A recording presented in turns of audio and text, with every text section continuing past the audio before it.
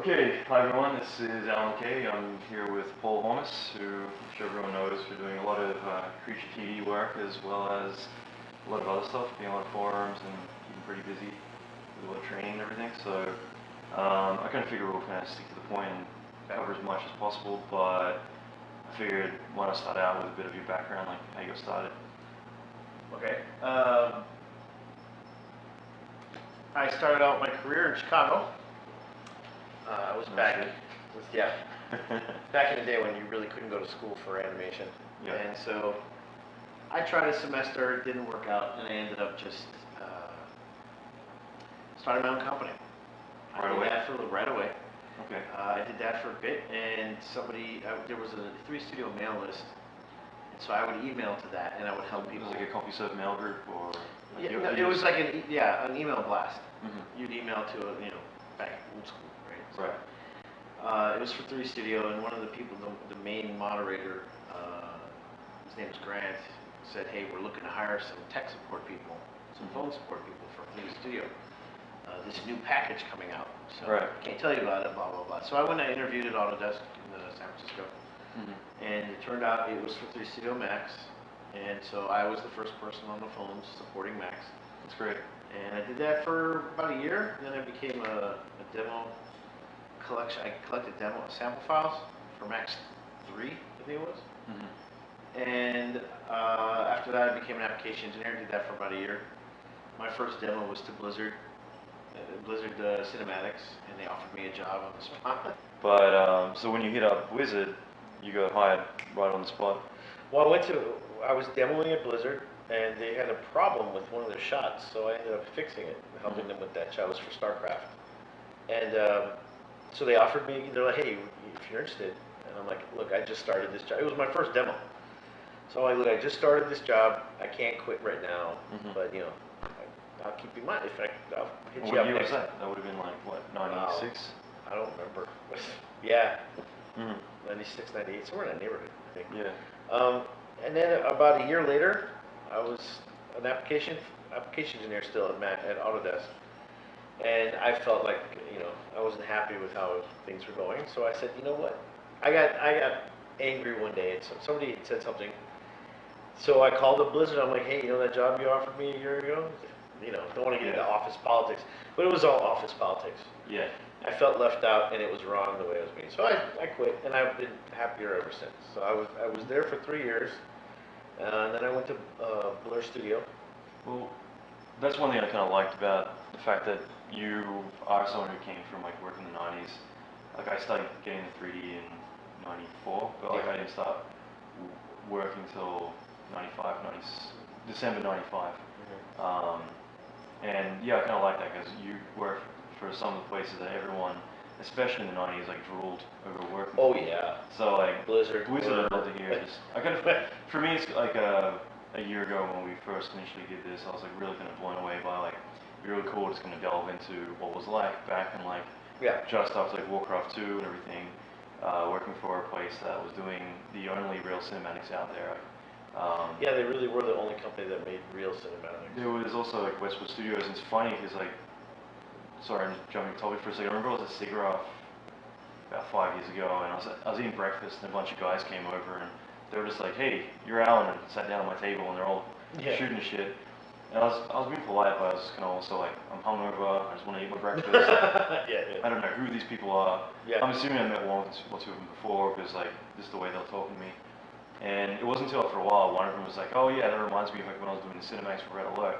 I was like, "Wait a minute, you were doing like the game cinematics for like Command & Conquer and Red Alert and everything?" He's like, yeah, that was like years ago. Yeah, we're doing all stuff. And I'm like, "Dude, I gotta shake your hand." Like, because a minute before he's like, "I have to shake your hand." I'm like, "No, I gotta shake yours." Like, that shit was just, for me back in the day, it was just like, Warcraft, like all that stuff was just really inspirational. It's kind of the stuff that made me go, I want to do that. I want to be doing this cool like action sequences, pre-rendered stuff.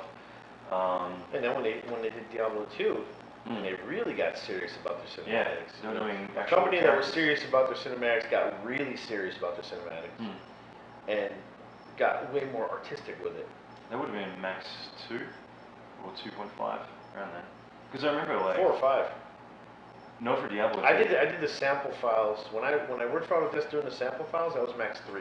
Well, I remember Max So 4 two versions came, Max 4 came out in 2001, and so Max 3 would have been 2000. So yeah, it would have been Max 3.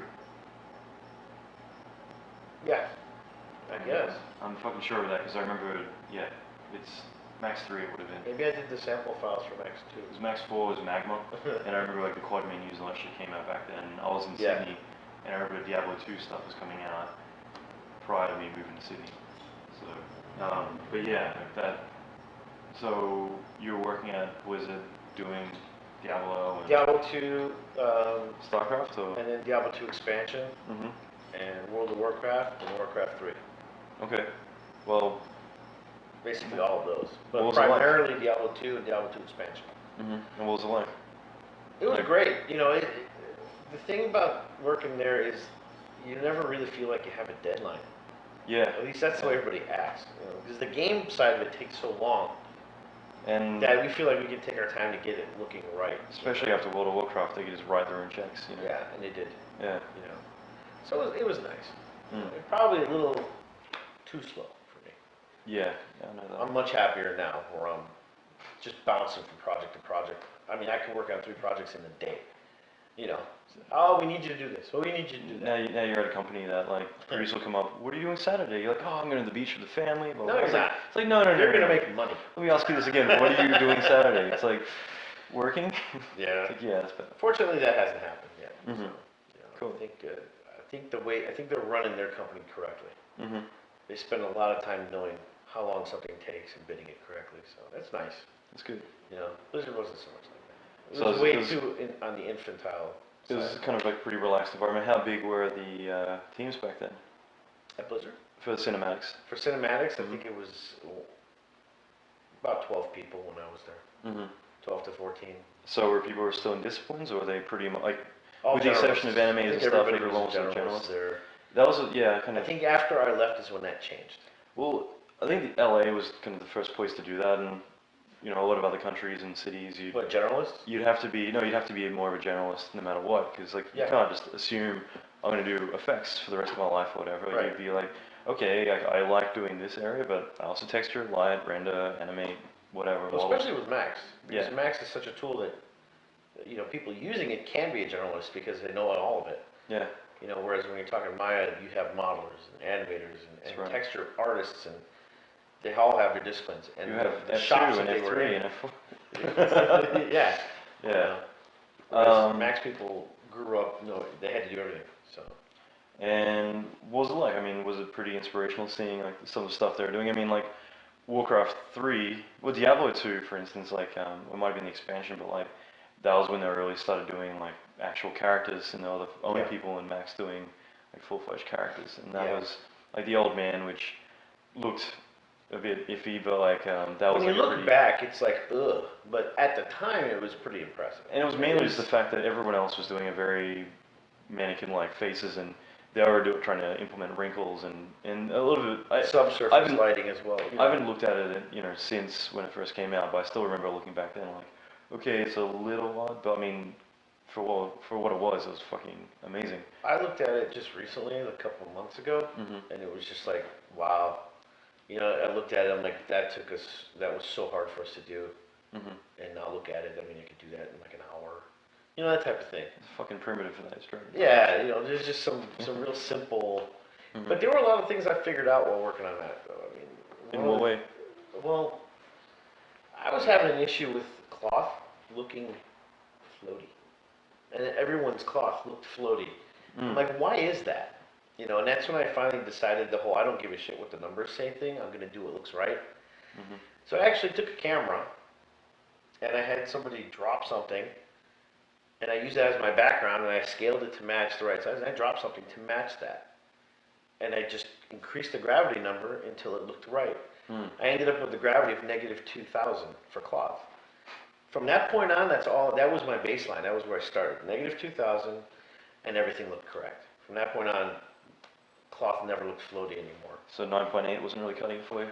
980 just wasn't working, because that's the default, like you said. Mhm. -980 is the default, which that is technically the correct number. But you don't. Who cares about technically? You want it to look right on screen. So The biggest issue that everyone seems to have understanding simulations is that most tools out there are not simulations, they're solvers, and there's actually a massive difference. yeah, So you look at a lot of rigid body stuff, that's technically a simulation. You look at fire, shit like that, that's not a simulation. If you got a flame, because a lot of people think that like, okay, well, how do I make it physically correct? It's like, if you get that matchstick and you make it 10 times bigger and 10 times more fuel, it's not gonna gonna, look like that. it's not gonna do that. Like, if you put it in a box and close the lid, it's not gonna go out. This is a solver, it's just meant to be there to fake it or hack it to be like what you want. Right. So throw like what is physically accurate out the window, because this shit, including real flow and everything else, doesn't do that. I mean, Right. I had lunch with one of the guys, like the head guys at Next Limit, like Real Flow recently, and because they were talking about their X-Flow stuff and how that's physically accurate, and like, and the problem with Real Flow is that you jump into that where you just expect it to be like, oh, well, I put in all the right values and it's not doing what I want. It's like, no, you use it as a baseline, but you need to just beat it to get it to what you want it to be. And yeah, shit like that, -2000. Negative 2000. Mm-hmm. You know, and I put out a DVD for cloth. I remember that. The through advanced TurboSquid. cloth simulation on TurboSquid, and one of the main things that I started out by saying is, look, first things first, negative 2000 is your baseline. Mm-hmm. It looks correct. It might not, to the number, be correct, but it looks correct on screen. I think if you look at all my turbulence values from particles, it's always like frequency of 2 is like my base point no matter what. Right. You put in all the starting point shit, and then from there you start to, but if you're just going to start from like 000 and fiddle your way up. Yeah. It'll take you forever every time. You know your base settings, and then you start adjusting Work from there. Yeah. Exactly. That's good. And like, I mean, Warcraft 3, what was it like doing that? Because that really just pushed the boundaries on everything. I touched on it. I didn't spend much time on it. I helped on certain shots. Mm-hmm. When WoW came around and Warcraft 3 came around, it was right after Diablo 2 came out. And when Diablo 2 came out, the team split. So me and about 4 other guys, we moved on. We stayed back basically and worked on Diablo 2 expansion. I don't know if you remember that cinematic, but that cinematic was pretty insane. That's the one where they started using Phoenix, which is now the same people made Phoenix, the fluid, Phoenix FD, but basically there was a lot of fire. I was in a bar, if I remember, or something like it. Bar burns down. There's like demons everywhere. No, that's the first one. That's the first one? Yeah, the expansion was the one with Baal on the he's being carried in. Mm-hmm. He's on a throne and he's being carried in. All this stuff's kind of moving around, and there's a big army that rushes the castle from behind him over the bridge. And you see the old guy standing in front of the door. He's like, "You ain't coming in here," and then he ends up getting blown up. I vaguely remember that. So that's the one that I worked That's on. cool. While everyone else cranked over to Warcraft 3 and World of Warcraft. But Warcraft 3, they really pushed everything right to the edge and past it. Some of the cloth sims, like even like when he turns his hand over and rose petal lands on his hand, and I think it dries up or turns black or whatever. I mean, that glove was cloth simmed. Yeah. And back then, that was a pain And that's in when the ass. you guys started introducing velvet shaders and a lot of stuff like that. That was really cool. Yeah, and the hair solution that they pulled off, and it was all custom. I remember John Burnett was running pretty like much insane came up with stuff. that solution there. Yeah. And it looked great, He had like his website, which was so vanilla and plain, like it's literally one page, but Yeah. he had like an R&D directory on his friends and knew about, and like that was just like one of those things that every few weeks I'd just be like, oh, what's John been up to? And you'd see just like cool shit. Like he wrote his own fluid simulator, Yeah. I think it was used in the end of there's like a shot where it's like a sandcastle, and it looked very fluidy and didn't look like soft clumpy sand, Right. but like at the time I was just like, damn, that's pretty fucking cool. Yeah. This is before Fume and Right. Maya fluids, anything like that. So It was pretty- before a lot of these tools were ever written. yeah, You it's know. a freak show guy. That's cool. So I mean, doing a lot of cinematics and then transitioning from there to Blur. I mean, how did you? What sparked you to go from Wizard to Blur? Well, I left Blizzard. I left Blizzard and contacted Blur, and Blur's like, "Come on in." They had an issue with their characters at Blur. And everyone said the same thing, oh, shit looks awesome, but their characters look all rubber bandy. Right. And I sat down with Tim Miller, and Tim Miller said, look, you know, you're coming in here to rig. Obviously, he saw the problem with his rigging pipeline and knew that it had to be solved. And he brought me in specifically to do that. And I was you were Blur's first character TD? Yeah, I was the first, the first non-general animator. Yeah, Generalist. Specialist. Everyone was a generalist except for me. All I did was rigging. And so, I mean, I developed my entire rigging pipeline while I was there. So overnight, they went from these rubber bandy characters to a character that they could pose in almost any pose and she wouldn't fall apart. And what project was that? bloodrayne. Right, okay, so And she did some funky stuff where she landed and she's in a squat and you know what? it would have been nothing had to be touched up. 2001, right? Something like I'm just that. trying to like chronologically. Yeah, I forget, so I need to go online. I just remember because my resume. I just remember because Willie Hammis, again, he'd show me a lot of his like work in progress stuff. So he's like sneaking out stills of, you remember Willie, right? Yeah, yeah. Little skinny German like soup. And Yeah. yeah, he's like showing me like wireframes of like bloodrayne, and like I just thought it was freaking cool. I didn't really care. The chick was cool, but I was just like the architecture and the environments was just, for me, like really blew me away. And like the you know, the girl, I mean, yeah, she again like looked phenomenal as like a CG character. You're like, that works, that fucking works. So Yeah, but you know, when I actually was complimented by one of the guys there who was animating her, and he's like, you know what, dude, I can put her in any position and she holds up. You know, the elbows stay pointy, her hips, crotch, that whole area, just like the biggest problem areas, it all shoulders held up. and the groin area. Shoulders all held up, you know. And I spent 2 days rigging her, and then I threw it out, and I started over again, and then spent another 2 days, and I had to rig her again years later, right before I left Blur, and I trained the girl who modeled her. I remember 2004, I was there. And I trained her how to use the rigging system that I developed, and if I had to re-rig that character again, she was different, but it was still a female character with the same idea though. Right. I think I probably would have done it in half a day. I like the The process same level, where, if not better. yeah, like, most of what we do as TDs has always been more problem solving. So like, Yeah. actually, a perfect example of that would be, I'm jumping ahead, but like, well, basically what I was gonna say is that you try and figure it out, and the hardest part is figuring all that out. From there, That's the best part. you can do it again, and yeah, it is. Yeah. It's the funnest part. I mean, for me, like I've been bored about like doing 3D. I've been bored for quite a long time, but I like the theory outside, you know. So I like souping, but also like problem solving. And so if I get to juggle between the two, then I'm happy. And but that's just it. Like, you know, you find the situation where you got to do something, and then for whatever reason you got to start again. Not only are you going to do it in like a 10th time, but then there's going to be, you're not worrying so much about like how the hell to do it. So suddenly it's more of a cleanup. You're like, I can do this more efficient. You can do this better, and I can, you know, streamline the whole thing. I can take these 10 steps and make them 2. Exactly. Yeah, I like that. And I remember I worked on this project with some people in Sherman Oaks, at Mac's house. You know, there's not that many, but like, you know, Chris Harvey. Yeah, obviously you worked on Tron and all that. Like, Chris Harvey's a character TD guy. Is he and I were working together on this project, and like, we, you know, it was a big team of people. They're all doing their stuff, and like, we were kind of like in the middle of it all, and like just, in a lot of ways, just kind of battling to keep them from like losing the project and getting sued, and like, and two of us were like literally doing like 3 or 4 days without sleep at a time. Then we'd sleep for a few hours and do it all over again.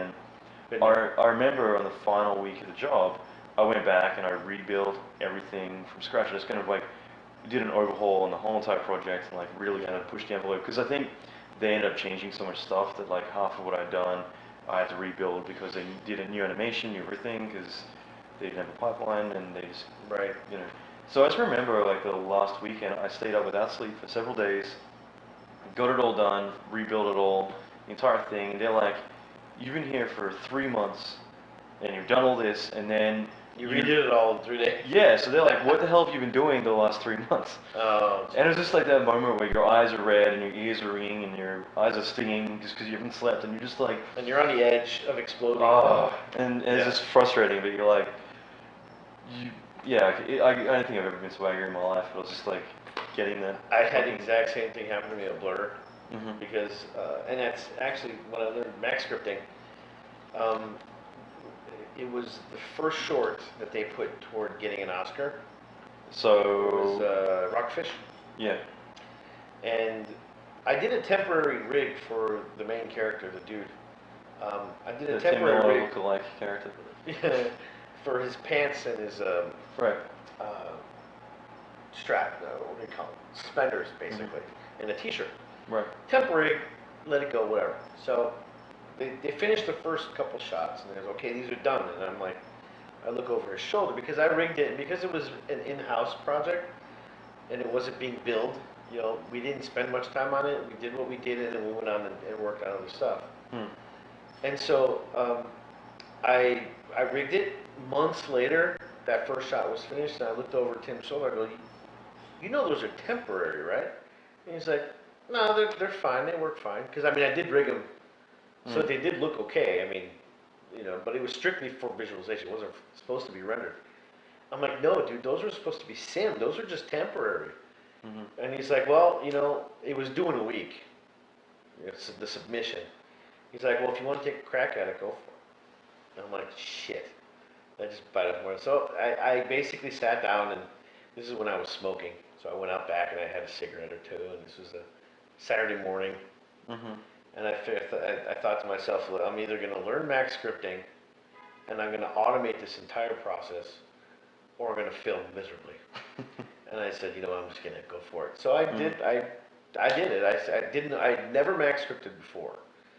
I just turned on my macro recorder and I made it full screen, and I started to go through my process. That's the best way to learn. Really slowly, making sure I didn't do any extra clicks or anything. And I blah, blah, blah, blah, blah, and I watched the listener until it was done, and I copied that whole thing and pasted it. And then I went through line by line and figured out what everything did. And then I non-generalized it and made it a tool. Yeah.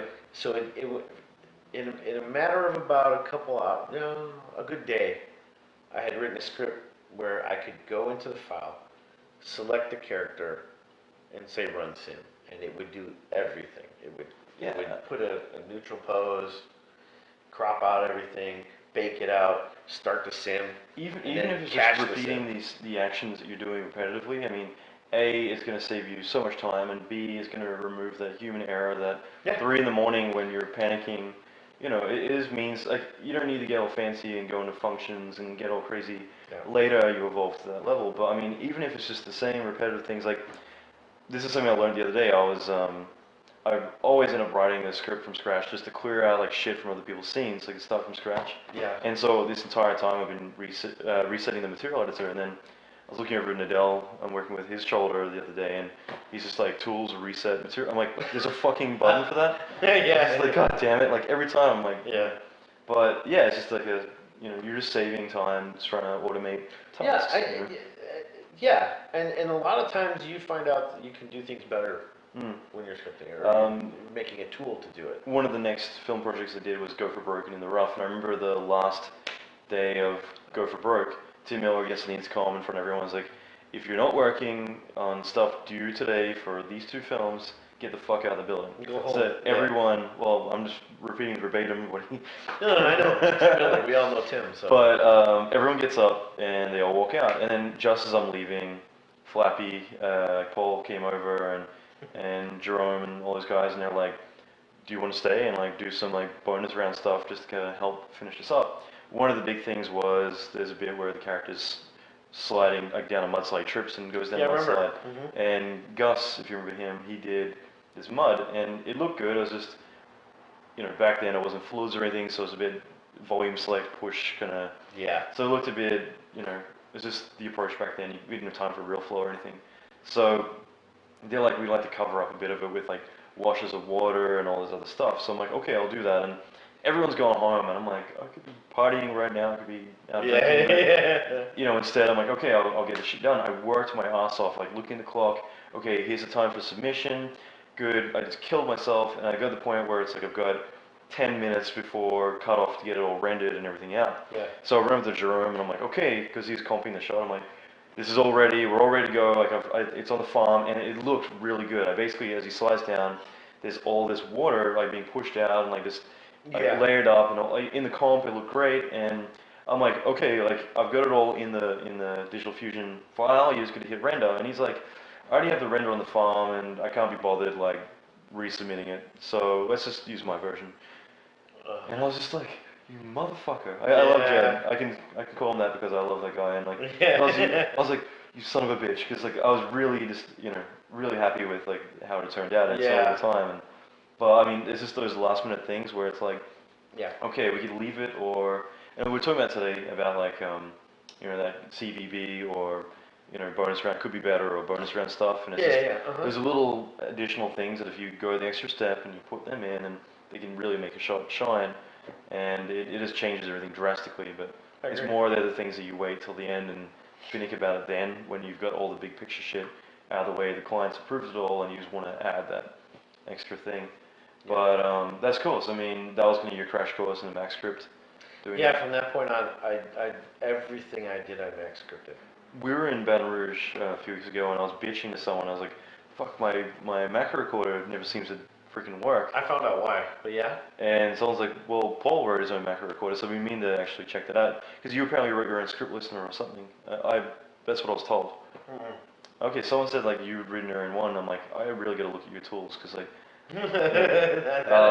But yeah, someone said you wrote like your own listener or something. I was like, fuck, I don't even know how you do that, but that sounds like, because my Mac recorder, half the time will just stop working. Krakatoa. If you have Krakatoa installed, it doesn't work at all. And ThinkBox and Autodesk blame each other for that one. That makes total sense, because I had to remote log into another machine to use the script listener, and that was where Krakatoa was broken on that machine. I just found this out. There was a time where the macro recorder would just stop working, and nobody could ever tell me why. And then, but now this one thing I noticed was, Carlos actually told me, if you have Krakatoa installed, the listener doesn't work at all from the get-go. Jesus. So since that first run of using the listener, maybe a few more after that, I never use it anymore anyway. Yeah, it's more for those random, like, little tiny things that you're just trying to, like, get this What's this command? It's not showing up in your properties or whatever, but it's doing after something. a while, you know how to find out those things without having to use the macro recorder. Show whatever, blah, blah, blah. It's more the customized plugins that kill me, because there's always just, like, one or two things that were exposed. And as when Afterburn came out, nothing was exposed, and really in the plugin. So I was like, you need to expose everything. So Afterburn 4 came out, everything's exposed. Fume, off the bat, everything was exposed. Except for a few things I found out the other day. But yes, I mean, how quickly? Did you come from like a programming math background? Me neither. None at all. But I fell in love with scripting. With programming that day. And I mean, it's evident in my scripts. I've got like 500 free scripts because everything that I did, I scripted. And then the stuff that there weren't hotkeys for, I created hotkeys for with MaxScripts. That's great. It's the best. It's a great solution. It solved me hours and hours and days of work. That's great. And how quickly did you pick it up? MaxScripting? That day. So just like it was like a fucking crash course. Excuse my language. It was a crash course. You just fucking swearing. Fucking A, dude. And like I said, the thing that I learned that I try to get to people to understand is, it's not so much knowing MaxScripting and all the commands. It's knowing how to find what you need to know. It's knowing how to use the help file. You don't just go to the help file and look something up. No, it's how do you look it up? What do you type in the search to get what you need? And after a while, you figure it out. It's like, let's see, I need to figure this out. Let me do this search. There it is. And in 2 or 3 clicks, you're going to get what you need. How would you use the manual to kind of find specific stuff that you need, rather than just? Well,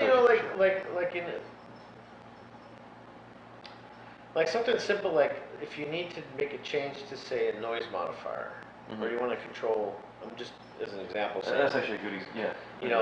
It's like, okay, well, what are the MaxScript commands to get a hold of that? So you go to the help file, and you don't just type in noise, but you type in maybe noise mod or whatever. But after a while, you kind of figure out what are the types of things I got to type. Yeah, you're right. Because like some things are like, okay, well, I need to, add a modifier. That's sometimes like I need to actually adjust it, like access a property. What if I have multiple noises in there, then how to access it as an index? And for a good example is parameters, like doing param blocks in custom attributes. Right. Well, I need to figure out what one of the settings were, like the different types of param blocks. And so you would immediately think, oh, I type in parameters. That doesn't show you nothing. You don't get anything out of that. You know, so when I do, I type in custom attributes. And then through that, I scroll down, there it is. You know, so it's like you kind of figure out the roundabout ways to find what you need. It's the same for everything, I'm sure, but in that particular case, Carlos actually, you know, taught me something recently that I just loved, and it's how to use param blocks I had this rig that I had to do, right? And there's going to be a couple of them, so we need to be able to duplicate it. But we wanted to have sliders and controls for everything. So I needed to do it in a way so that, you know, I could just copy the rig and everything would still work. So initially you would think, okay, so you want to localize everything. I'm going to wire this spinner to that controller, right? But then it's a wire. It can easily be broken if you change the name. So I'm like, how am I going to do this? So what I ended up doing was using param blocks. Instead of storing any sort of controller, I store the node. Not by name, I actually still, you know, store the node itself. So the name doesn't matter. So you could change the name, it still works. That's good. So when I build the actual rollouts in the custom attribute, I call that node, which is stored in the custom attribute. That's great. So if I copy the rig, all those settings still work in the new rig. You know, so it's so simple and easy, but I just never bothered because I never had to really do sliders and stuff like that, you know, in a custom attribute. Usually I built a dialogue by a floating dialogue, but this time I just did it in the custom attribute. So much easier. It's a really good idea. I mean, yeah, that's actually a really good idea because doing these floating scripts, everything else, it's like, yeah, it kind of changes the whole process. That's good. I mean, just getting back on track, so... Yeah, because we're still only at Blur. Well, these two places I kind of figure are pretty iconic, and everyone knows Blur. I mean, and that's just it, like, what would be some of the more iconic stuff that you're proud of working on at Blur? At Blur? Rockfish, obviously. Rockfish, definitely. It's sad, but the EverQuest 2 stuff that we worked on was really nice, but it never really made it see the light of day. I mean, EverQuest 2 kind of fizzled out. That's alright. bloodrayne, actually, I really love that character. I love doing that character. She was awesome. Even the second one was great. The second one was, that was when I was there. They were doing like, they're running around the city. There's a lot of crazy shit going on. A little bit more modern, a little more updated. Yeah, that was cool. And she looked looked all the props and everything, like a lot of the models and everything were just freaking cool. The characters were great. Punisher.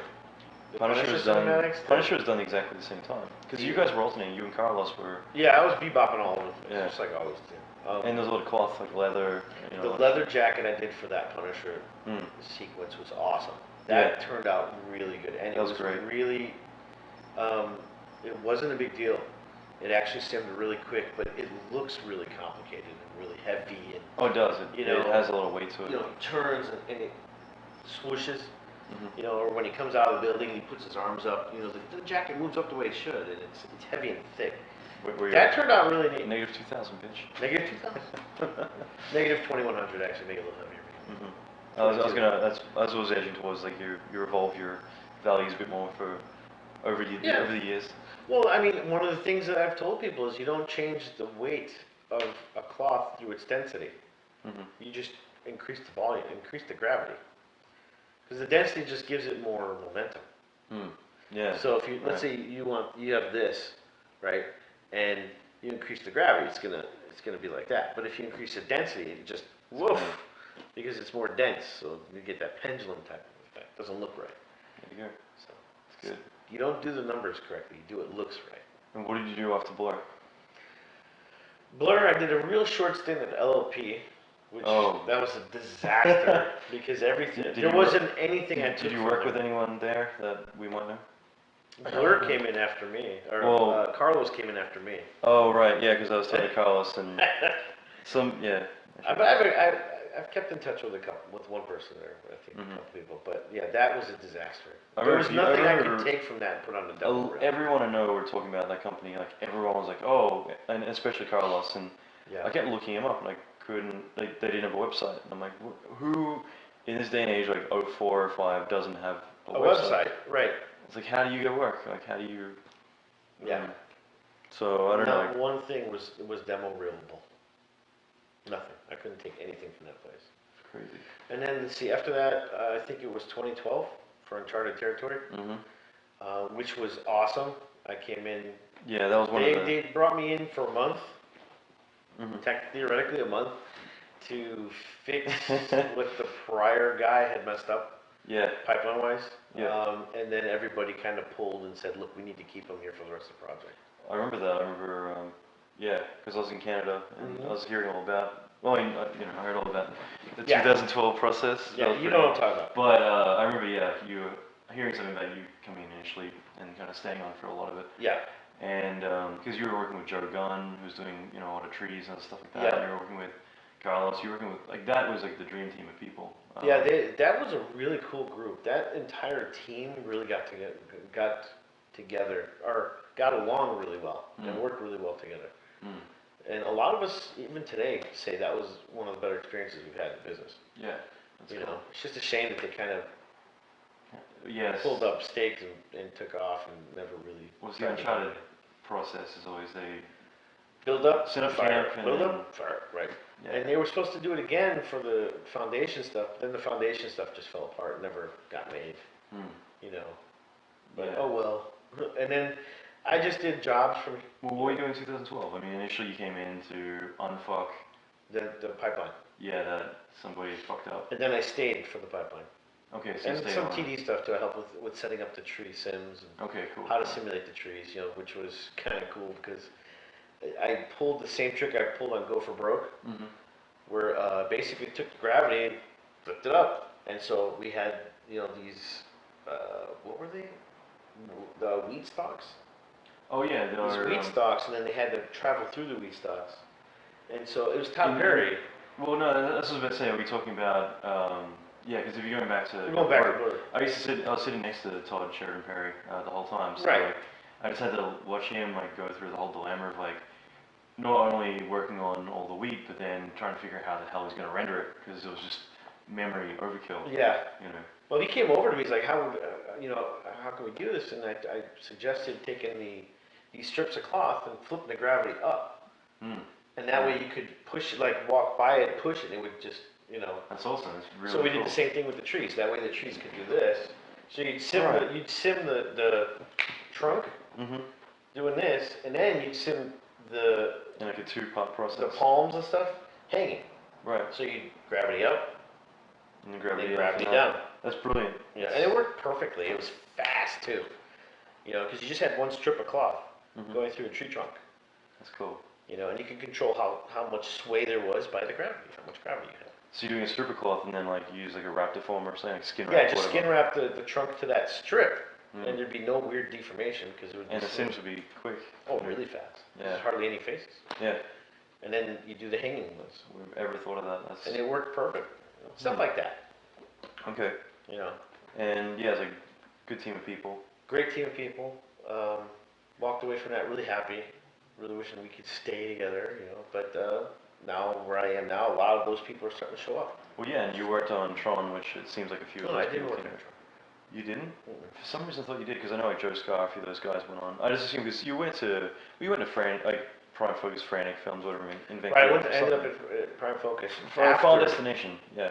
Yeah, it was Final Destination. It was. They kept hitting me up for all those jobs, and I'm like, I don't really want to go to Canada because visa BS for me. Yeah, I won't do that again. So, it's like FT5 and Tron were two that I didn't, and all these other people I knew were all going over there. Christian Zerker and other guys were all popping over.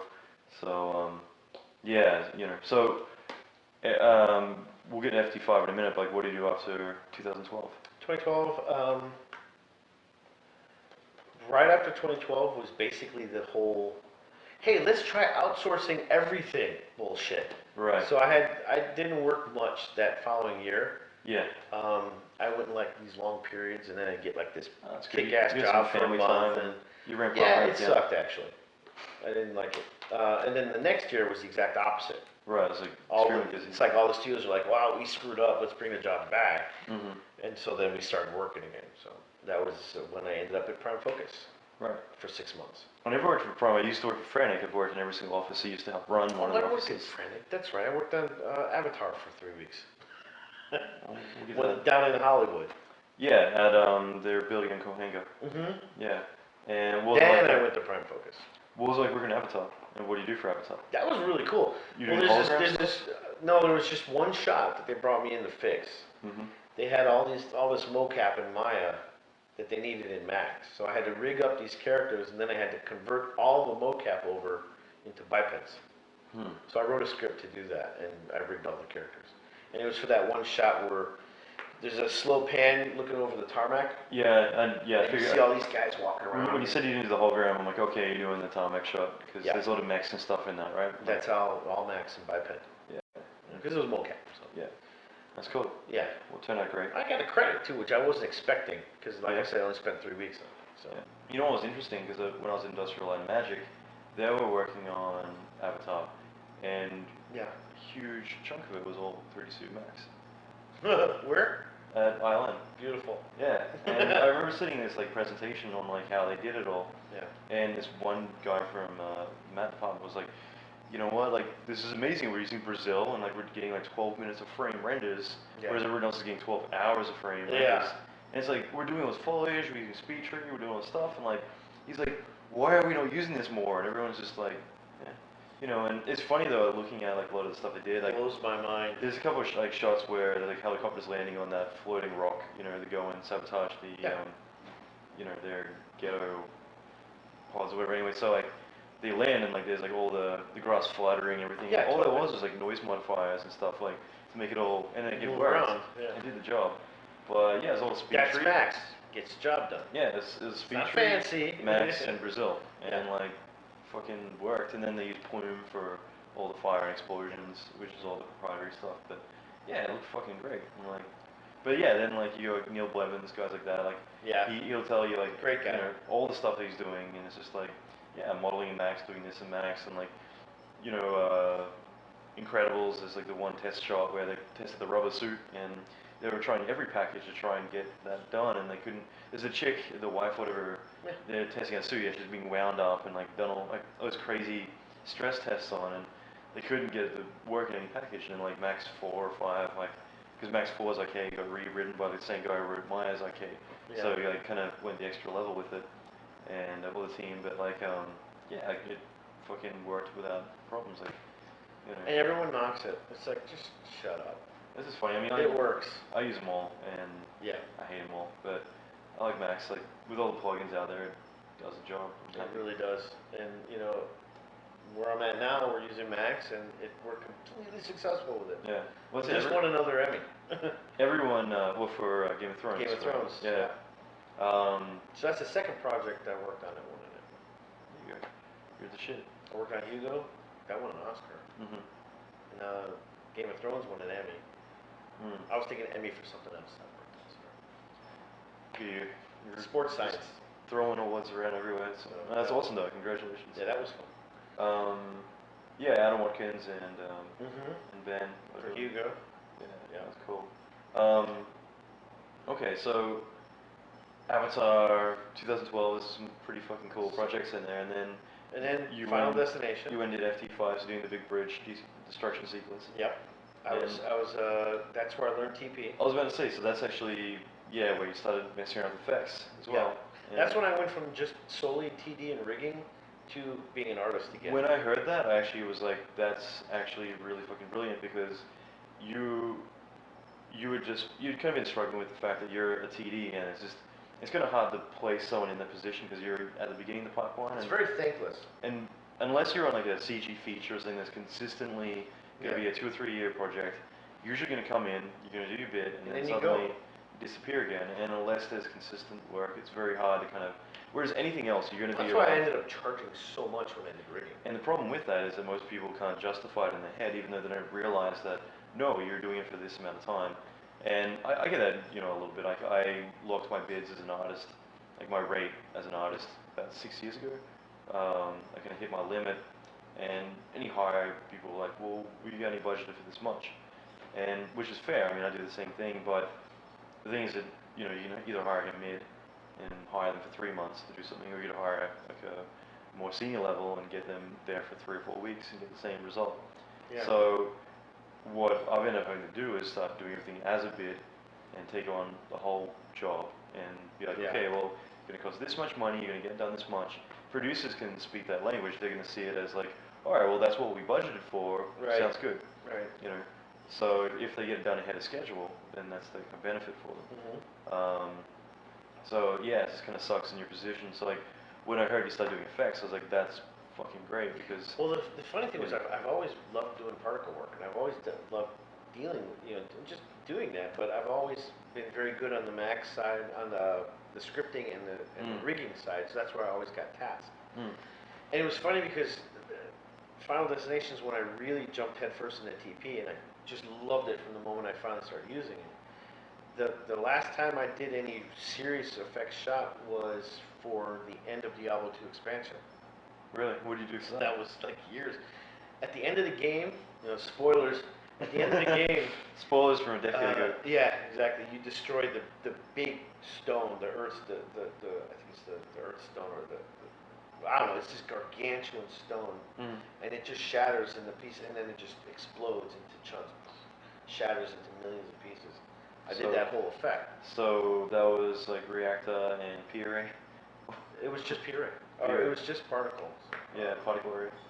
Yeah. Yeah, I hand animated the big chunks, and then I shattered, boom, boom, boom, boom, boom. That was the last thing I did, like that I could say. I did that, and that was like 10 years in between. Right. What night and day? It was night and day in between. So what was it like jumping to TP? Because the TP's learning curve is kind of steep for someone It who's done is, before. totally. I'm still like, I get to the point where if I haven't used it for a while, I'm just like, fuck. Like, how do I do that again? But it's also just Ceebus's mindset is a little different to a lot of other people's. Well, the whole node-based thing was new to me when I picked it up. But a good friend of mine who was also working on a project with Theron was like, look, you're a programmer, and this is made for programmers. I mean, it is. The logic of it is for programmers. Like Boolean, 0.3, you float. I mean, you're like, okay. As soon as I went at it with that mindset and I started to follow along tutorials, I started going, okay, so if that happens, we'll do this. Oh, I see. It's just condition statements, everything's variables. And everything works, in an order, and it loops back any way you need it to, whatever. Once I got my mind wrapped around that, I was just in love. I won't do particle work anywhere else but TP at this point. That's great. The only reason I ever touch particle flow is in my role now to help somebody with something. P4 for me is more about if I want to prototype stuff where I don't have a clear idea how it's going to look, and so it's more. Actually, you know what? I mainly use it in areas that I don't want to animate values. So if I want to just quickly, have like something like turn on and then off, or do something like that, I'm pretty lazy, so it's just more like click, click, click, and I can dynamically change values. So I can have like for one frame something emit from a map and pop on and pop off to create like an emitter for fume or this and that. And for that sort of thing, I guess it's quick. You can quickly knock shit out, visually see it, visually adjust it, play around, and in some cases I'll do that, then I'll replicate it later in a more complicated system if I need to. Totally. But, you use the right tools where you need to, but... Yeah. And TP's a $3,500 package. Not everybody's going to have thinking particles. I don't have it personally at home, which usually I have everything I use at work at home, but I don't have that. I can't justify just getting it. No. But I use it every day at work, so it's fun. I find it to be incredibly powerful. That being said, so you went an FD5. Right. Big bridge, destruction, and then what were we doing for that? Like what were we handling for that specifically? There's a shot where one of the characters, right toward the end of that whole destruction sequence, gets impaled by rebar. Right. And so I had to handle the sim of the rebar coming off the back of the truck. Right. And it sounds pretty straightforward, but I ran into some issues. And I'm like, oh, wait a second. Were you doing the metal so it actually bends and does all this stuff too? Or? I did have that in there, but they didn't want it. Yeah. The director didn't want it. It looked physically accurate, but he just didn't want it. He wanted it straight. I was talking with William Wallace. He's like an effects guy at Hydraulics, and because I was talking to him about like he's saying how Bullet has a lot of additional features where you can do not just rigid bodies but go a lot further, and that's kind of the one thing we're discussing that I kind of found pretty interesting is like metal isn't solid like a rock. Like rock will break, but metal will bend, and even if concrete will fracture. Even if it's just like a simple wobble, but there's like all these secondary things that a lot of time people don't think to put in, but when you see it, it's so subtle, but it just really kind of sells shot a lot more. And like I thought it looked great when I had it in there, but like I said, it was just one of those things where the director didn't want it, Yeah. And it was a weird kind of setup. It wasn't a soft body solution at all. It was one piece of rebar broken into 15 parts. Mm-hmm. And each one of those parts was connected by 4 joints. Right. So it would wobble. So you designed it from the beginning to always be that, to actually. It was just a side effect. I wasn't even trying to do that. Yeah, because the initial problem was you'd have this long piece of rebar. Right, it's concave, long object. It was just need the segment to. It was a cylinder, and then I just bound the actual rebar to it. But the problem was, it was very dependent on where you put the pivot point. Mm-hmm. You know what I mean? So if you put the pivot point here, as it started to slide, it would just go and fall. If you put the pivot point at the end, it would go like this, and then fall. If you put it in the middle, it would go. So the pivot would actually control the weight distribution. It would control where the center of mass technically was. So what I do, I had 15 pivots. Mm-hmm. So that spread the mass across, the entire length. So as soon as it hit a certain point, then it would. It kind of sucks that it doesn't actually calculate the mass. Like there's I no think way to. now it would be different. You could use the bullet stuff and it would work as it should. But this was back in the previous version. So and that workaround ended up being perfect because, like I said, I then had the wobble. I didn't know about that. I was like, it's just kind of interesting because there are a couple of back in like TP2 marketing days. There's a few features it has on there which blew me away because it was stuff like having like calculated true center of mass. Yeah. And it had like those little toy things, like little metal stubble things. You drop them all out and they'd all wobble back to the. And it sounds like that was actually based on a pivot rather than that because then they had true crowd simulations and I have these 2 characters walking on bipeds and then they see a rock and they walk around it, and I don't think the file comes with it, but if you look it up, actually it does come with it, and those 2 characters are just bipeds walking on a spline, so it's they're following a spline that walks, like the spline goes around the rock, so it completely markets it like, oh, they're intelligently walking around, which is bullshit. They don't even they're just following 2 paths. There's like a lot of things like that I'm like, that's so sneaky, and like, but there was a lot of cool shit it even had back then, like in TP1, like Blur, remember that? But it still is what it is. It's just an A/B, like Particle Studio, if you ever used that. It was just like transition from one shape to another, but like the way I did it was pretty brilliant. But okay, this is really cool. And like, so you figure out the rebar stuff and got that working. And then I did a lot of dust shots and throwing stuff, Krakatoa. Did a lot of Krakatoa work on that. That's great. I actually wrote some tools I actually wrote it on 2012 and then wrote it again for Final Destination, and I just wrote it again the other day. I'm actually going to turn it into a product. Have you ever had a copy and paste? It's for cutting. Well, it's for slicing objects up. You have your object and you just draw on the viewport and it projects through it. I'm going to plug your website off. I don't know if I'm going to charge for it or not. I haven't figured that out yet. No, I'd love to check it out. And if I did, I probably would charge like $20. Joe started doing that. He's been like, I've been spoken to him a long time now, but like actually I'll show you later. He's actually mailed me the other day some like Joe Gun shot glasses and I've glasses. seen those. Those are great. Yeah. So I've been mixing my eggs up in every morning, but they do the job. But yeah, it's pretty cool. Okay, so that was cool, and then. So then I came back here. And did you just go straight to Pixo, or where'd you go?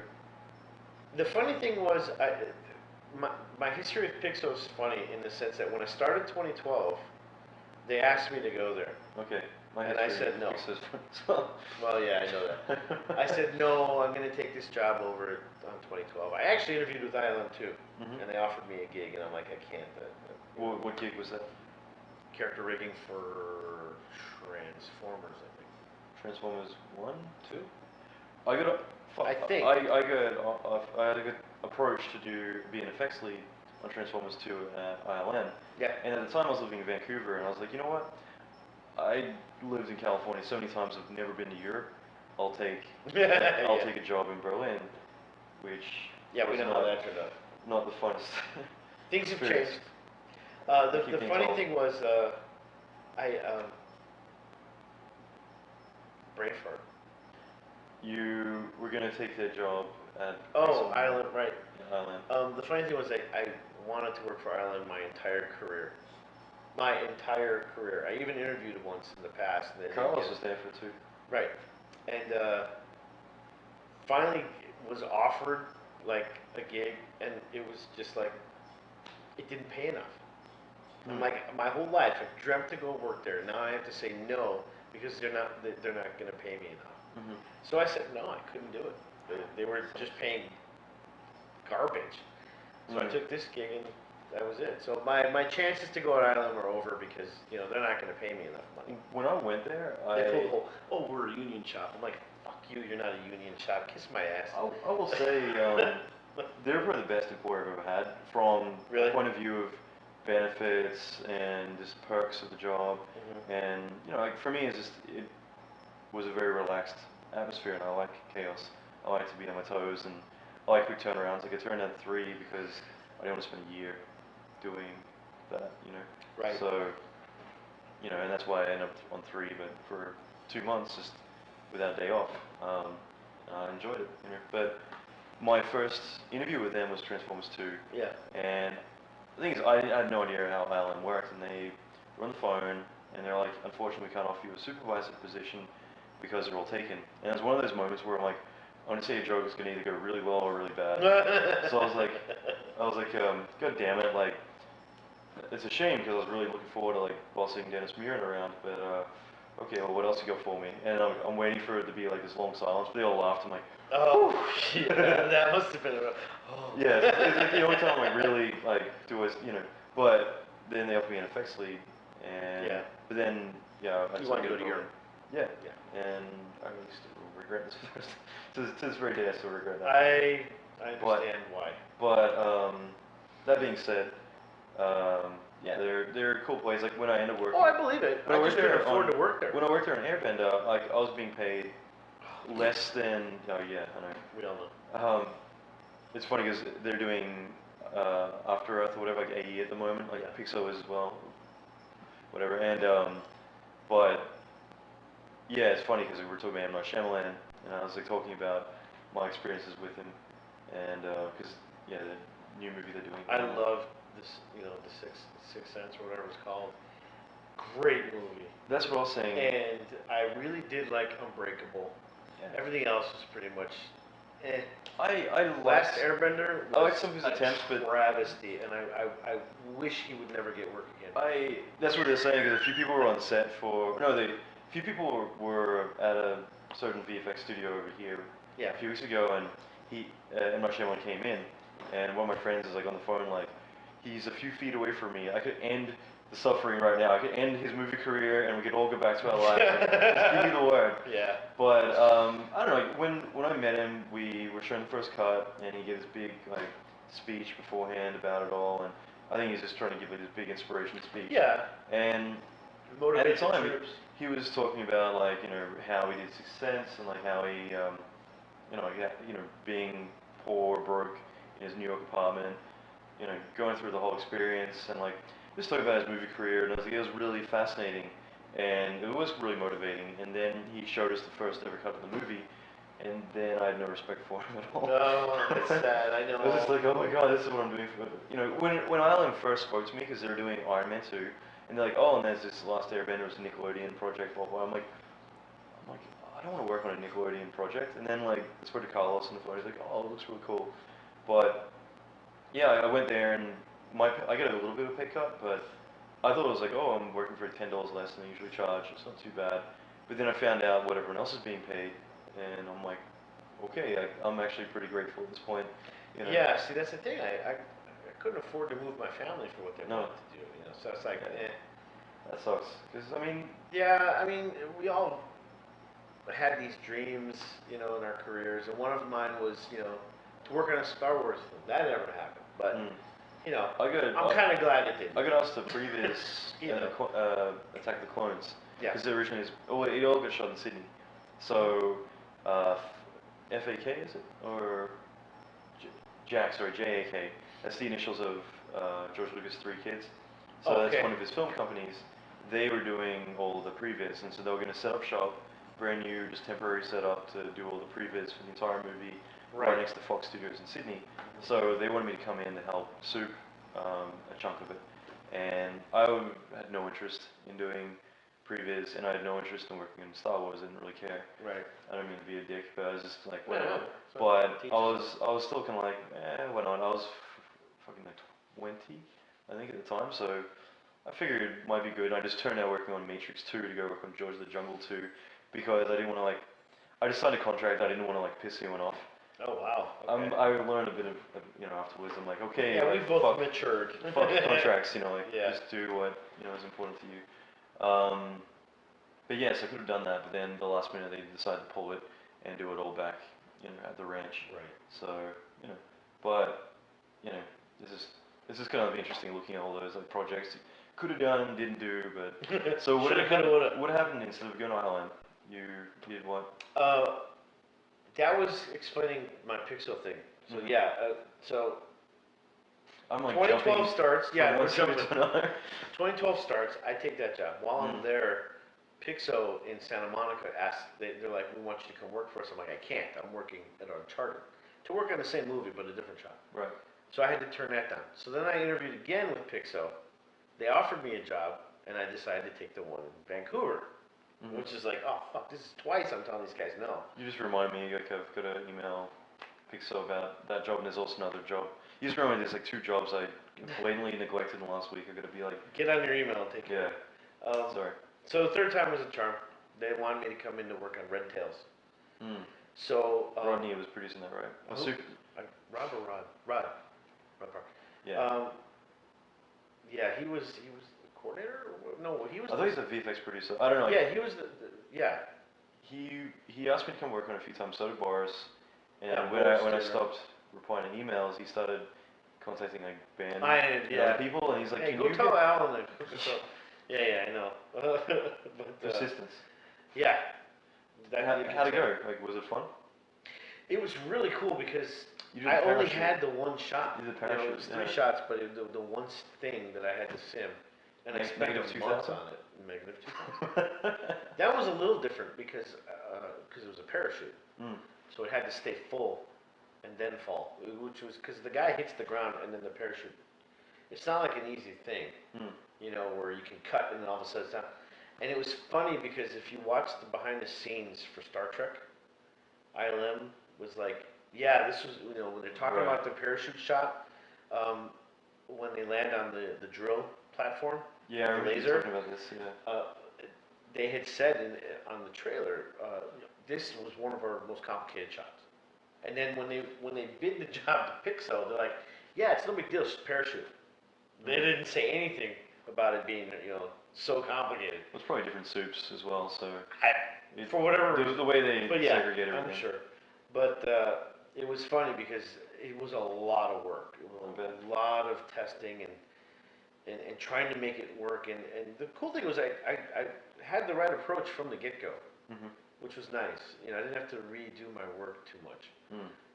I ended up modeling a driver that matched the canopy and then modeling it down to the individual strings coming down, the cables.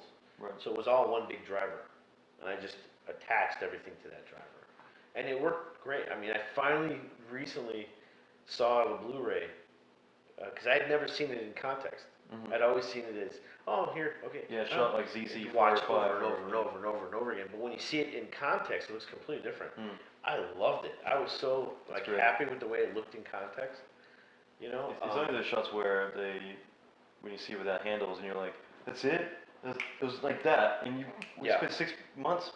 But you know what? In that little moment, it looked correct. It looked exactly the way you would think it would look. So I was very happy about that. That's great. You know, watching it over and over again, you're just like, it doesn't look right. Yeah. Doesn't look real. Doesn't look, but then when you finally, you know, you've been away from it for a while, and then you see it in context, it's like, wow, that actually turned out really good. That's good. I was very happy with the way it turned out in the end. That's great. And then, So you went for that project, and then. right after that is when I rolled over into Snow White and the Huntsman. Mm. And I got to work on the whole shattering effect, and it was I saw that. funny. I got dragged along to see that movie. It was originally going to be done, I think, up in Toronto or our branch up in Canada, and it just didn't work. They were trying to do it with not Naiad. I was thinking Naiad. Houdini. Thank you. Naiad. In Houdini. But it never worked out because the main problem was to be able to track these objects after they've shattered. Mm. And that was an effect I was finally able to pull off in TP. Not natively, but I made it work. And so it was the main hero shot for the shattering when Magnus, the king, basically takes the sword and swipes through the guy, and he shatters from the waist, and it just travels up and down the body. And the thing was, once it started shattering, the body still needed to keep moving. Right. And that was a really hard thing to get to work. So was it like a object to particle? Everything was object to particle, Mhm. or particle. Yeah, object to particle. And then Once I started to volume break it, obviously, once it's volume broken, even though the stuff hasn't activated yet, it still isn't going to track anymore. So what I ended up doing was I used motion inheritance nodes. So I would have a node like here's this bicep piece, because I broke it up into chunks, right? So you have a separate reference. So I had the animation bicep to it. piece, and I had a helper in the bone, and then once it's shattered, I said, okay, all you particles, follow that helper. So it had the effect of looking like it was still moving. I mean, if I did this, it wouldn't work because I needed a big gap. But everything just kind of kept moving. That's good. That's You know. good. Yeah, the motion inheritance style is really good because you can actually have it 100% locked to the transform. Exactly. Until it shatters, and then it can just go and do whatever it needs to do. It turns into another particle anyway. Because I was having the volume break, and then volume break again. That's how I got all these different shards. The major piece and the secondary shatters. Yeah, because nothing in that was pre-broken.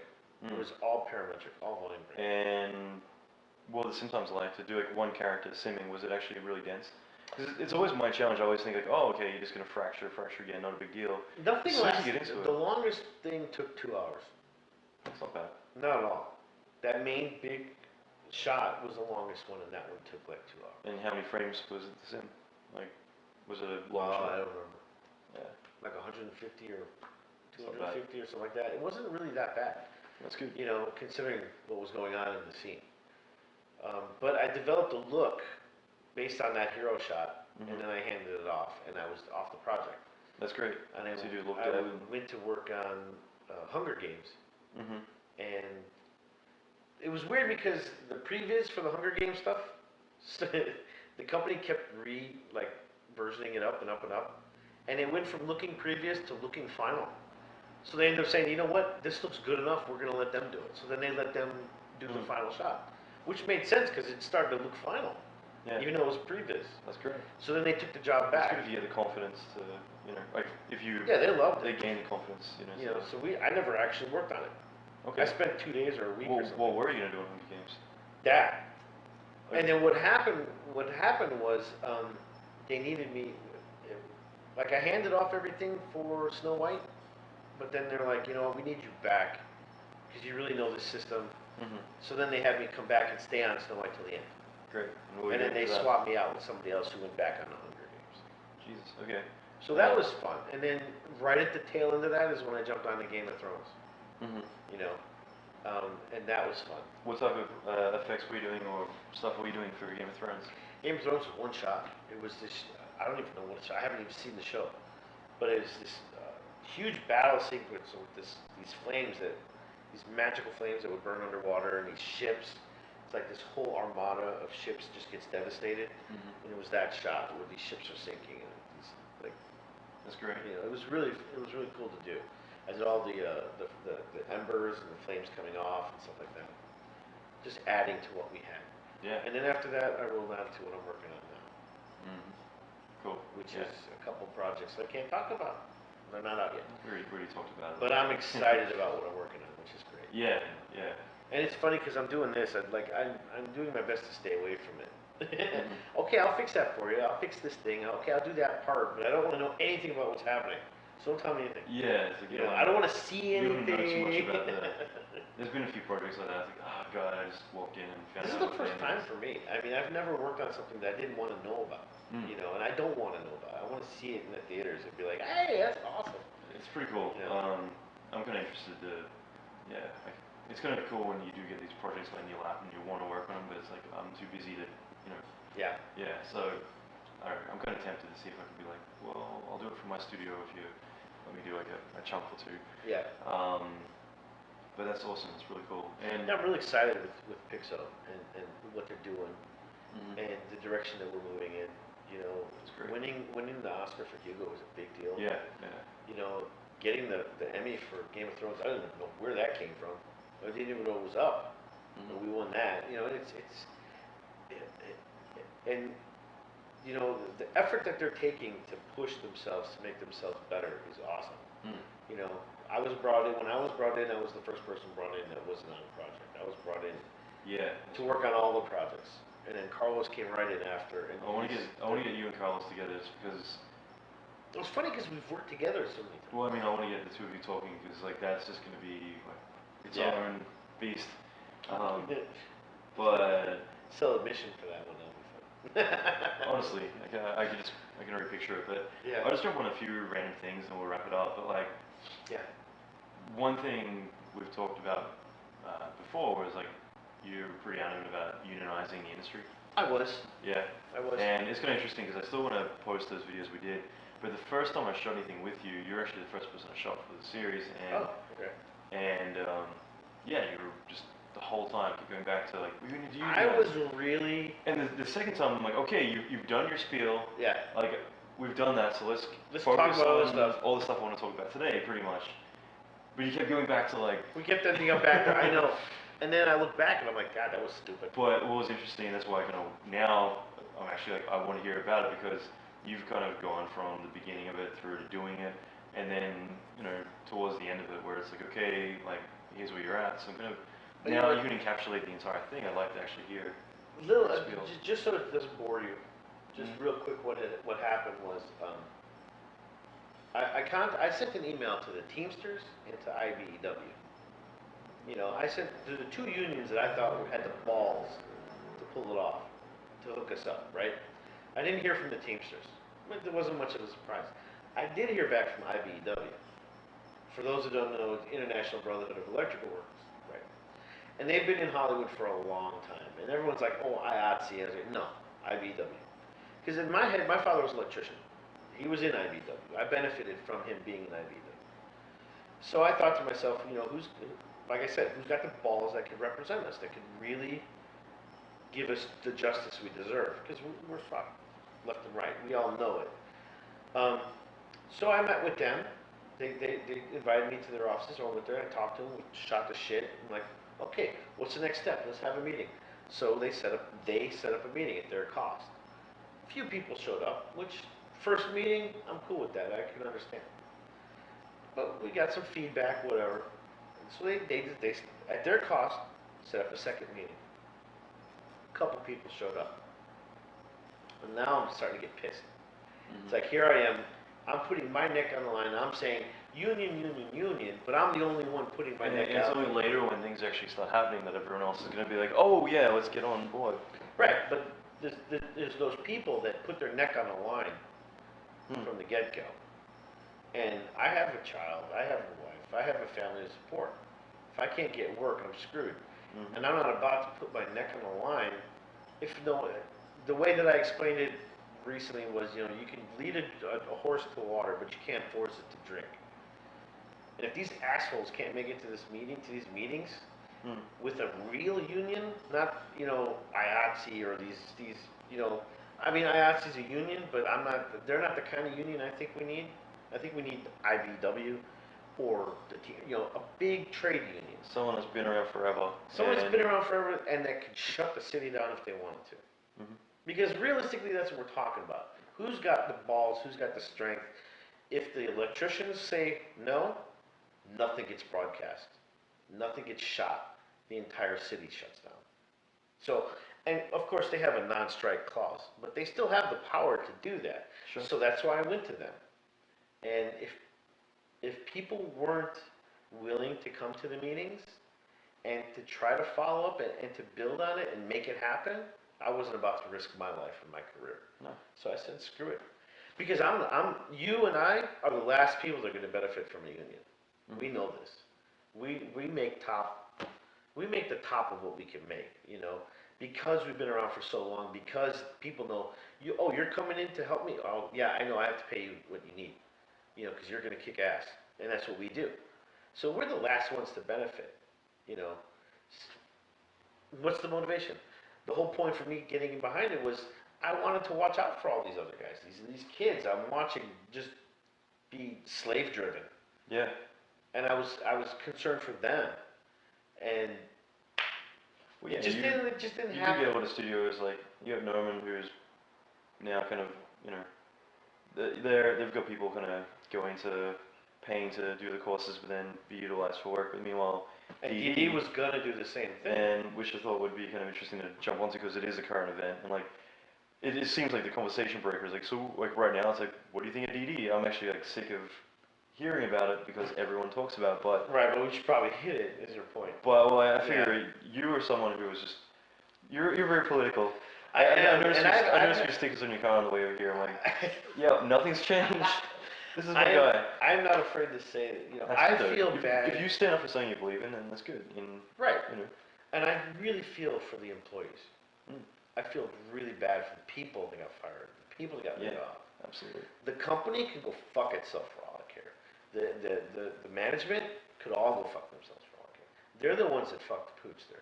They're the ones that screwed over all these employees. Everyone else feels the repercussions for it. Yeah, all the people. There was a story about this couple that moved their entire family down to Florida. And by the time they got there, they had nothing. And when they got there, they're like, well, we shut the shop down, forget it. Mm-hmm. We're stranded. We have nothing. Mm-hmm. Did they give a shit about those people? Oh, well, it just happened. But then it comes out that they were out trying to sell some of their property like a couple months ahead of time, knowing that the company was going to go under. You couldn't tell these poor people not to move? Fuck you.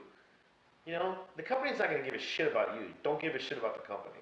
That's just the way it is. No, it's fair. And I feel bad to say it, but I have no problem watching DD burn. Sorry. The karma track that they were on, they just got preemptively derailed. And you know what? We're working on something for training. Maybe there's an idea floating that we might try and back up. And you know what? We're not going to do it that way. Hell no. I remember just before, like when we were working down south, like a month or so ago. Yeah, we were talking about it, and management loved the idea. That's good. So we're working on it, and it's still moving forward. That's excellent. It's just a matter of when and how and how we get it financed and all that. But it's not going to be like DD where people are coming to pay us to work on our project. It's actually you're strengthening the industry by enforcing your standards and prepping them so that way. There'll be a certificate program. Mm-hmm. You're going to get graded basically by the type of people that will be hiring you. Plus you're being trained actually to go in the industry, whereas most... My biggest gripe with schools, and I don't want to talk smack about schools, but it's just more... No. You're dealing with people who usually don't work in the industry, and sometimes there's a reason why they don't work in the industry. Right. Again, or they burn out. Well, yeah, people are just like, I'm done, or whatever it's going to be. And again, I'm not talking badly about people who work in schools, but it's more the problem is that if you're like, okay, well, these were how we did it 20 years ago, it's like, well, no one gives a fuck right now how you did it 20 years ago. We need to know today how you're doing it. Exactly. Which is why I like FX PhD and all these like online courses that are doing that, because if you can actually benefit from someone who literally was working like Star Trek 1 or one of those projects, and then like they go home that night and they go and literally be like, I learned all this cool shit, I discovered and made this new technique today, here's how I did it, and they go and throw it.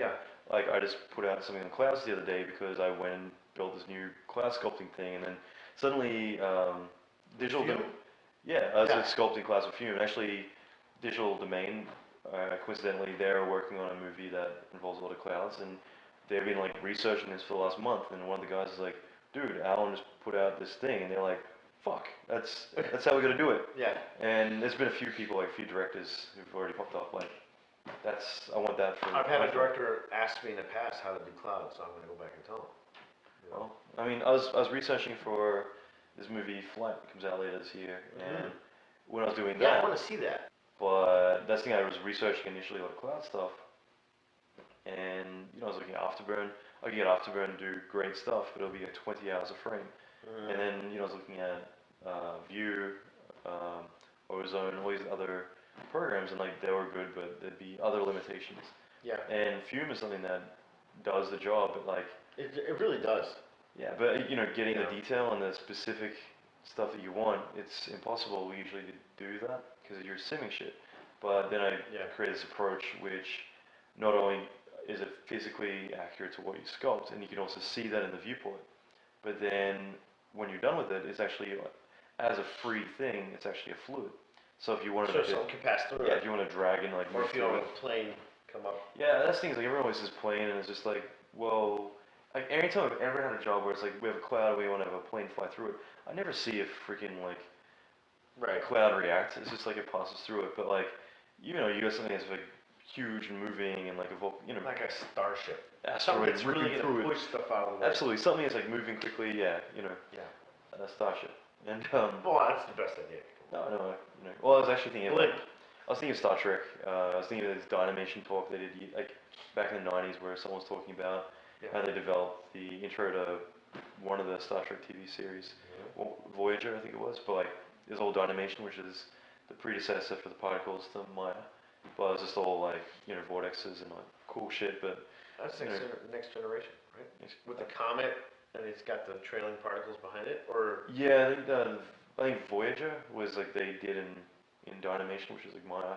right. That was very much the same sort of thing, just updated from what I can tell. Right. That's like a documentary on CGI back in like '95. Okay. And it's like one of those things I'm like, oh, it's really cool. I want to do that one day. And Yeah. but yeah, it's a fluid. But the cool thing is render times were 17 seconds a frame, opposed to 24 hours. Wow. So there's another advantage. And you put this up on your website? Yeah, it's just like I haven't put anything up in so long, so I threw that up. Yeah. And also the very next day I threw up, and I haven't built another one I haven't put up yet, but just a different approach, which is in geometry based, it's density map based. Yeah.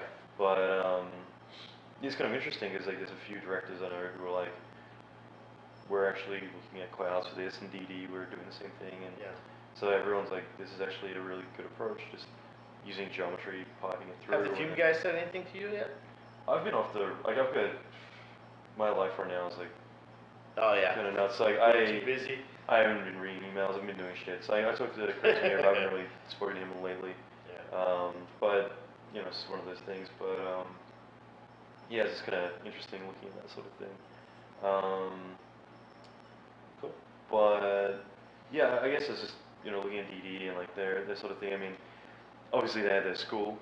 Yeah, they're doing that school thing is really what put a bad taste in my mouth. Everything else is fine. I've seen a few people do that before. There's a guy, Weta, who went back to Australia, set up his own studio. Then he's like, you basically pay to intern at my studio. Yeah. And a lot of people were upset about that. I just think that's shady. I don't like That's not an internship. That's paying people for But it sucks that it's like working in a sweatshop. You're not really getting paid. No. You're paying to work. I don't buy that. It's just crazy. Yeah. But I don't know. We'll wrap it up. A couple of quick things, I guess. Like for people who want to get in the industry, like I'm kind of on a bit of a career development kick at the moment. I'm just kind of interested to see. These people who've been doing this forever, and like everyone seems to have some like, really insightful information to kind of pass on. And like, what if there are people in the industry who want to kind of break in, like giving advice for people, how they want to do it, how they can get recognized, or how they can get their foot in the door. Well, it's been so long since I've had to worry about it. Just because, people like you and I have been around for so long. I mean, I've been around since 3D Studio DOS 1.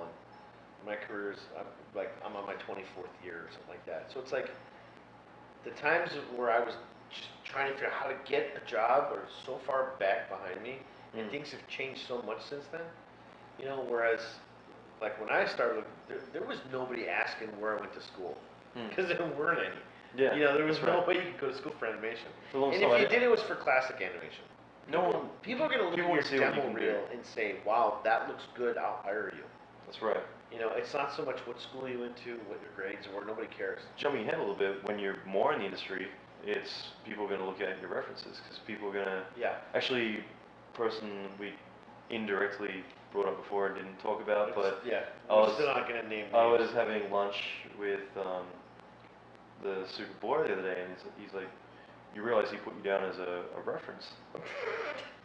And I was just like, you're kidding me, right? This is the guy who, like, yeah, everyone I know, like, he'll berate and talk very badly about him, but then he'll put him down as a reference, like, they'll still want to talk nicely about him. delusional. But that's it, like, you want good references, you want to keep up a good, Yeah. repertoire with everyone, because, And don't burn bridges. well, that's it, like, No matter what, consistency it's with not worth burning a bridge. No. Yeah. You know, if you need to part ways, do it amicably, but And- don't burn bridges because that will come back to haunt you. And keep your ego in check, because it's usually the people who are just... Yeah, nobody wants egos. When you first get in the industry, at least that's what I found, it's more the people who are just kind of getting in the door. I mean, like, they're ambitious, they're hungry, which is great, but they're also the people who are kind of like telling everyone how good they're going to be and, and how they can do things better, Yeah, a good reputation, I guess, is a good way to look at it. And it's a good thing in life, really. But in this business especially, it's not very, like the guy that we're talking about, everyone says the same thing. Mhm. And it's not a big industry.